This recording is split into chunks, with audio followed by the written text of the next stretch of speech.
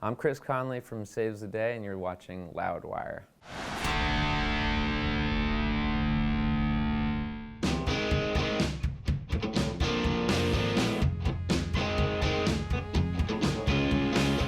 So we were just kids when we started, and we had all these different band names. It was me and the drummer, Brian Newman. He's the only other original member of Saves the Day.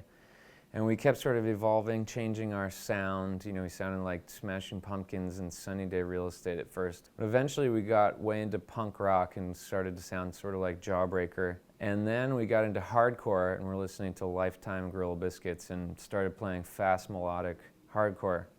So we saved up enough money to go to Tracks East in South River with Steve Evans, the producer who made all the Lifetime records. And we saved up enough money to do one day with him.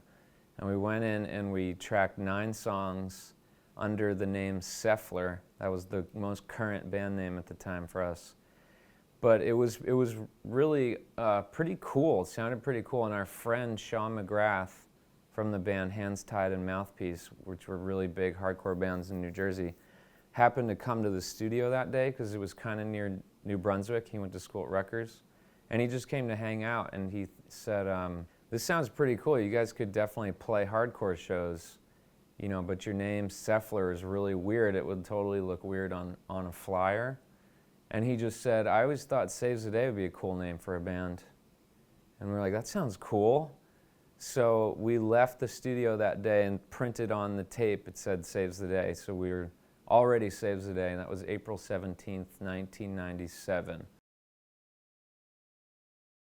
So Steve Reddy, who owns Equal Vision Records, caught wind of it because Sean McGrath, the guy who suggested the band name, had started playing bass for us, because the guy that was playing bass for us that day when we recorded that demo had to do a crew meet because his dad wanted him to get a scholarship, so he bailed on the recording session. I played bass on the demo, but Sean said, hey, I'd love to play bass for your band. So anyway, Sean was in this other group, Hands Tied, that had a 7-inch on Equal Vision. So Steve Reddy called Sean and said, hey, I hear you're in this band with these kids from New Jersey, and you guys are playing a bunch of hardcore shows. I hear the demo tape is really good, so I want to come see you guys play. And we were playing that weekend with 10 Yard Fight somewhere in Pennsylvania. So Steve came out, watched us, got the tape, and called us the next week and said he wanted to make a record. Yeah, I think we were always changing and evolving in our sound. Even like Brian and I started playing in 1993 together, and every 6 months, you know, we'd find some new band or something that we loved, and then we'd just start writing songs that kind of sounded like that. We were only doing that melodic hardcore thing for like a window of maybe a year, and then sort of fell more back on our true roots. Jawbreaker is like one of the most important bands for me. And I think Jawbreaker is very much in the DNA of Saves the Day. So if you listen to Through Being Cool, it's got much more of a Jawbreaker kind of feel. It's mid-tempo, melodic punk rock. We also were obsessed with the Foo Fighters album, The Color and the Shape. That had just come out around then. So we were on tour for Can't Slow Down, and we'd listen to that Foo Fighters record every single day. And then when we went to make Through Being Cool, we tried to match the guitar tones to make it sound like that record. So I think that's where some of the inspiration was coming from. And the Refused album, The Shape of Punk to Come, was huge for us. And that's like really aggressive music, but it's not really fast music. So, you know, we were just sort of growing as our tastes evolve. Yeah, so we graduated high school and went on tour with Bane that summer. That was our first full U.S. tour, and that was an incredible experience. And Can't Slow Down came out at the tail end of that tour, and then Brian and I went to NYU. So we were right here. I lived on Broome Street at first, and then I lived in Alumni Hall.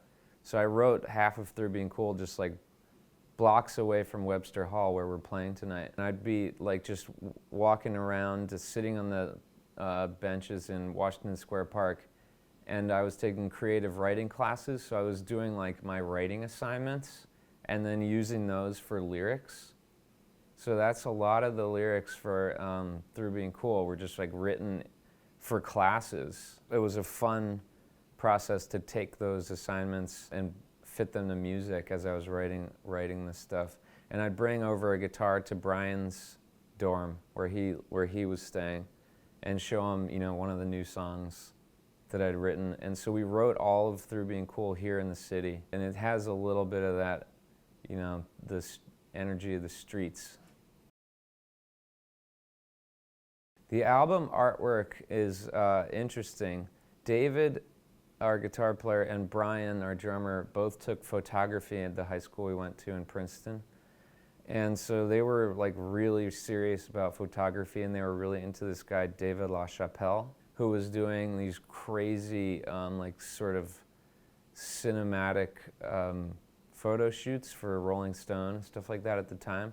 And it almost looked like people were on like a movie set, and they had the whole concept of it being sort of this tongue-in-cheek story of trying to find David at a party.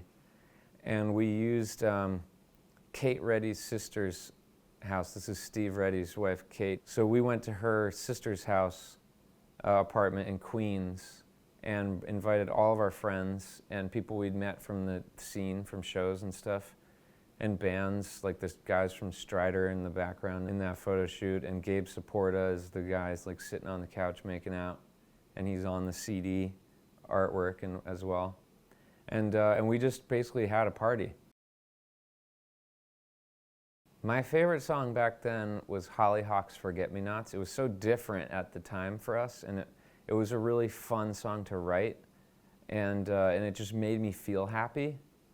And that is still my favorite song from that record. We play it every single night, and it's fun, and it's exciting too. Every night I love playing it. I like the explosive beginning, and then it's a cool melodic groovy riff, and it gets hella funky later.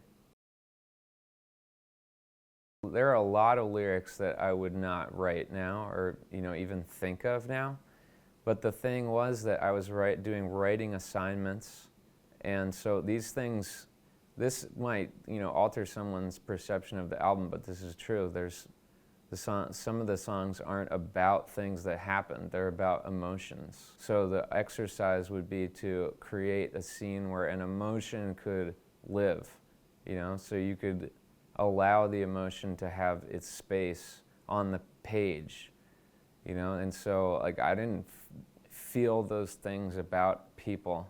It was an intense emotion that I was releasing. So I think that's important to know, because like the songs that are about actual things are the love songs, and the angry songs are just about frustration. They're not directed at anybody, and they're not about anybody. I was a big fan at the time of Morrissey. It's pretty controversial now because of his politics, but he would write things like, if a 10-ton truck killed the both of us, to die by your side would be such a heavenly way to die. And that's a great lyric. It's intense, it's really intense about getting flattened by a double-decker bus. But it gets the point across. No, it's so wild when bands say that they're influenced by us or they started their band because of a certain record.